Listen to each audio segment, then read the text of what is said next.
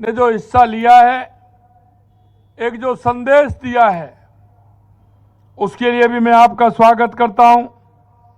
आप अपना कीमती समय यहां निकाल कर आए हैं और आपके मन में जयपुर ही नहीं, राजस्थान हमारा कैसे स्वच्छ रहे, किस तरह से हमारा राजस्थान आगे बढ़े, निश्चित रूप से यह कल्पना आपके मन में है।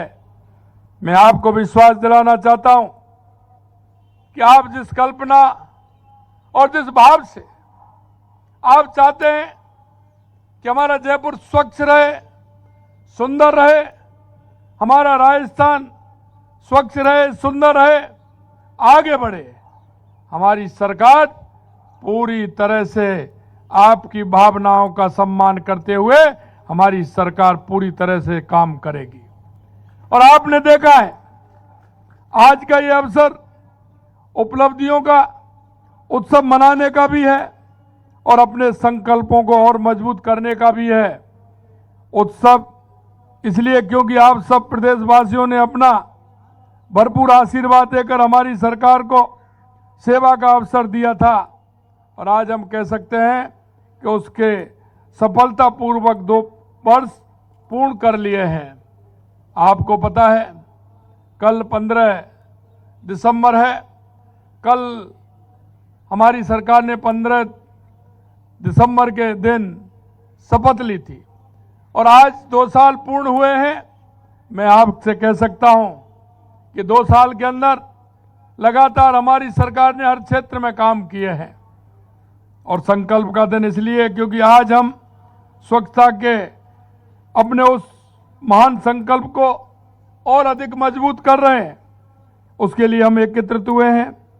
हमारे ये स्वच्छता का ही नहीं, हमारे स्वास्थ्य और सम्मान और हमारी संस्कृति से जुड़ा हुआ विषय भी है। आज जल महल जैसे हमारे गौरवशाली और ऐतिहासिक विरासत स्थल से स्वच्छता जागरूकता का ये श्रमदान कार्यक्रम के अवसर पर आप सभी संवाद करते हुए मुझे निश्चित रूप से अत्यंत गौरव हो रहा है कि हमारा ये ऐतिहासिक स्थल है, ये हमारी धरोहर है और इस धरोहर का ध्यान रखना भी हम सभी का काम है। जल महल एक प्रकृति, विरासत और स्वच्छता के बीच गहरे संबंध का प्रतीक भी है। यह जल महल हमारी गौरवशाली सांस्कृतिक धरोहर है। जब हम देवों के स्थान और हमारे विरासत स्थलों को देखते हैं, चाहे हमारा धार्मिक स्थल हो, चाहे हमारे विरासत का स्थल हो, मित्रों हम सभी का दायित्व बनता है उसको संरक्षित भी करें और उसको स्वच्छता का भी ध्यान रखें, क्योंकि ये हमारे प्रेरणादायक हैं। हमारे वातावरण को भी स्वच्छ रखने में पूरा साथ हमारा देते हैं। ये स्वच्छता जागरूक कार्यक्रम में हमें स्मरण कराता है कि एक जिम्मेदार नागरिक होने के नाते हमें अपनी धरोहरों, सार्वजनिक स्थलों, संपूर्ण प्रदेश को स्वच्छ और सुंदर बनाए रखने का हमारा कर्तव्य भी है। हमारे आसपास के परिवेश में साफ सुथरा रहे, इसकी चिंता भी हमें करनी है। कभी कभी हम देखते हैं घर से हम निकलते हैं, लेकिन हमारा ध्यान सिर्फ निकलने में होता है, दूसरों से कहने में होता है कि ये काम इस तरह से हो रहा है। मित्रों मैं कहना चाहता हूं ये बहुत बड़ा काम है और इसको सरकार और समाज दोनों मिलकर के साथ करते हैं। यह हम सभी का दायित्व है, क्योंकि कचरा फैलाने वाला कोई और नहीं है, हम सभी हैं। हमारे परिवारों से, हमारे घरों से ही आता है। हमारे उपयोग जो हम करते हैं उसके माध्यम से आता है। तो हम जब उपयोग करते हैं तो हमें यह भी ध्यान रखना चाहिए कि हमारा शहर, हमारा मोहल्ला, हमारी गली, हमारा घर बिल्कुल स्वच्छ रहे। और ये आप ध्यान अगर देंगे, अगर हम स्वच्छता पर ध्यान देंगे तो हमारा शरीर भी स्वस्थ रहेगा। मित्रों मैं आपसे यही कहना चाहता हूं कि हमारे जो योद्धा हैं, आसपास परिवेश साफ सुथरा रखने में स्वच्छता योद्धा हैं, एक महत्वपूर्ण भूमिका निभाते हैं। हमें उनका भी सम्मान करना चाहिए। अब अगर वो आते हैं तो हमें उनको सम्मान से बात करनी चाहिए, उनका सम्मान करना चाहिए, उनका सहयोग करना चाहिए। जब हम उनका सहयोग करेंगे तो उनका मनोबल बढ़ेगा और जब आदमी का मनोबल बढ़ता है तो हमारे काम की गति बढ़ती है। और उनके माध्यम से हमारी काम की गति बढ़ेगी। वो कितना ध्यान रखते हैं, सुबह अपने घर को छोड़ करके आपके घर के सामने आ जाते हैं, सुबह सुबह आपके जितना भी कचरा होता है उसको पूरी तरह से साफ करते हैं। अरे हम उनको बिठाएं, उनको साझा करें अपनी बातों से, उनका सहयोग करें और उनको एक अभिवादन भी करें और उनको सम्मान देने का काम करें, जिससे उनकी गति 4 गुनी 5 गुनी 8 गुनी गति हो जाती है। ये हमारे समाज में वो लोग हैं जो हमको स्वस्थ रखने की परंपरा करते हुए आपको दिक्कत महसूस करते हैं, लेकिन समाज स्वस्थ रहे इसके लिए वो काम करते हैं, इसलिए उनका सम्मान बहुत आवश्यक है। इन योद्धाओं की सेहत और स्वास्थ्य का ख्याल रखना हम अपनी जिम्मेदारी मानते हैं। आज स्वच्छता योद्धाओं के स्वास्थ्य की बेहतर सुरक्षा के लिए पीपीटी किट उपलब्ध कराई गई है और मैं कहना चाहता हूं हमारे कई ऐसी संस्थाएं जो संस्थाएं काम करती हैं, हर क्षेत्र में काम करती हैं।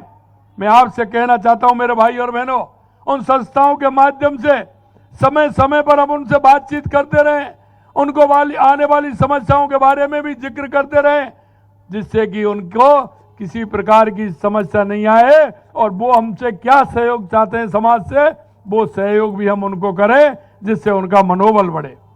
साथियों, स्वच्छता और स्वच्छ पर्यावरण के लिए सिंगल यूज प्लास्टिक का उपयोग एक बड़ी चुनौती है। एक स्वच्छ और स्वस्थ राजस्थान की दिशा में कदम उठाते हुए हम प्रतिबंधित एकल उपयोग प्लास्टिक रोकथाम का एक्शन प्लान भी लेकर के आए हैं। हम सबको पर्यावरण को स्वच्छ बनाए रखने के लिए सिंगल यूज प्लास्टिक के उपयोग को त्यागना होगा। साथियों, कोविड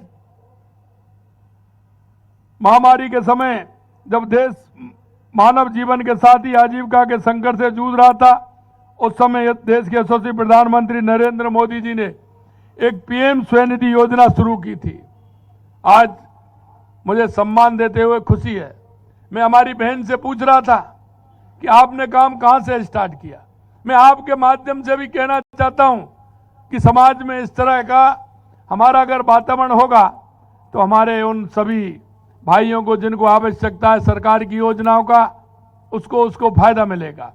स्वनिधि योजना एक ऐसी योजना है, उसका आपको फायदा किसी तरह की कोई वो नहीं है।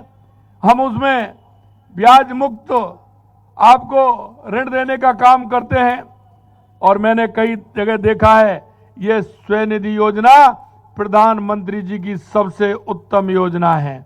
इसमें छोटे छोटे जो हमारे ठेली वाले हैं, सब्जी वाले हैं, फूल वाले हैं, साइकिल वाले हैं, चाय वाले हैं, ये जो हमारे समाज में छोटी छोटी आवश्यकताओं को पूर्ति भी करते हैं और एक वो अपना परिवार भी पालते हैं। मैं कहना चाहता हूं हमारे मोहल्ले में ऐसे बहुत होंगे, हमारे बाढ़ में होंगे जो छोटे छोटे काम करते हुए आगे कैसे बढ़ें। हम समाज का दायित्व बनता है हम सभी जागरूक लोगों का कि उनकी हम सेवा करते हुए उनको हर योजना का लाभ दिलाएं। स्वनिधि योजना में मैं कह रहा था बहन से, आपने कैसे स्टार्ट की? उन्होंने कहा कि मैंने छोटे उससे स्टार्ट की। आज वो 700 से लेकर के 800 रुपये प्रतिदिन कमाती हैं। 800 रुपये प्रतिदिन। अभी मैंने उनसे पूछा था, क्योंकि हम अगर उनको थोड़ा सा सहयोग देंगे, पहले हम 10,000 देते थे, अब हम उसमें 15,000 रुपये किए हैं।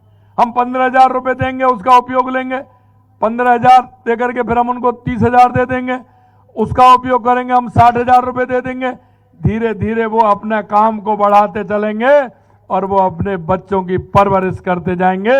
मैं आपसे यही कहना चाहता हूं, हमारे ऐसे छोटे जो इस तरह का काम करते हैं उनके लिए सहयोग करें। सरकार पूरी तरह से तैयार है, उसमें अभी जन सहभागिता निभाएंगे। इस योजना के माध्यम से उन्होंने देश के स्ट्रीट वेंडर को एक नई आशा, नई दिशा, नई ऊर्जा प्रदान की है। आज ये योजना उन लाखों स्ट्रीट वेंडरों को आर्थिक रूप से सशक्त और आत्मनिर्भर बना रही है, जो देश की असंगठित अर्थव्यवस्था का एक महत्वपूर्ण हिस्सा है। मुझे खुशी है कि आज हमारे स्ट्रीट वेंडर भाई बहनों को पीएम स्वनिधि योजना के चेक वितरित किए हैं। मैं चेक प्राप्त करने वाले सभी भाई बहनों को भी बधाई और उनको शुभकामनाएं देता हूं। इससे हमारा भारत आत्मनिर्भर भारत की सक्रिय भागीदारी निभाएगा। मैं आप सभी से यह भी अपील करता हूं कि अपने आसपास स्वच्छता बनाए रखकर प्रधानमंत्री जी के स्वच्छ भारत अभियान के भी सारथी बने। साथियों, देश के यशस्वी प्रधानमंत्री नरेंद्र मोदी जी ने के नेतृत्व में पिछले दशक से अधिक समय से देश स्वच्छता आंदोलन का ये जन आंदोलन बन गया है। प्रधानमंत्री जी ने 2 अक्टूबर 2014 को खुद झाड़ू उठाकर जो मुहिम छेड़ी, ये केवल एक स्वच्छता का अभियान नहीं बल्कि राष्ट्रीय जागृति की शुरुआत थी। और आप देख सकते हैं आज उसके कारण हमारे घरों में थोड़ी सी गंदगी होती है या हमारे बच्चे भी जाते हैं तो उनके अंदर भी यह भाव पैदा हो गया कि हम गंदी नहीं करें कहीं भी, और उसको हम जहाँ जो उचित स्थान है जहाँ हमें उसको डालना है वो वहीं डालें। उनके द्वारा शुरू किए गए स्वच्छ भारत मिशन से केवल देश में सड़कें और नालियां साफ नहीं हुई बल्कि लोगों की आदतों में बदलाव आया है, लोगों की मानसिकता में बदलाव आया है। हर व्यक्ति और हर परिवार को गरिमा मिली है। अभियान के तहत अब तक देश भर में 12 करोड़ से ज्यादा शौचालय का निर्माण हो चुका, जिससे खुले में शौच की समस्या समाप्त हो गई और महिलाओं की सुरक्षा और सम्मान में वृद्धि हुई है। इस योजना का कितना बड़ा प्रभाव पड़ा है उसका पता विश्व स्वास्थ्य संगठन की एक रिपोर्ट से चलता है। इसमें कहा गया है कि स्वच्छ भारत अभियान से 5 साल कम उम्र के लगभग 3 लाख बच्चों को स्वच्छता के अभाव में होने वाली बीमारियों से बचाने में मदद मिली है। आज स्वच्छ भारत मिशन एक लंबी यात्रा तय कर चुका है। गलियों को साफ करने के आह्वान के रूप में शुरू हुआ, यह अभियान भारत का जन स्वास्थ्य, महिलाओं के सम्मान, पर्यावरण जिम्मेदारी की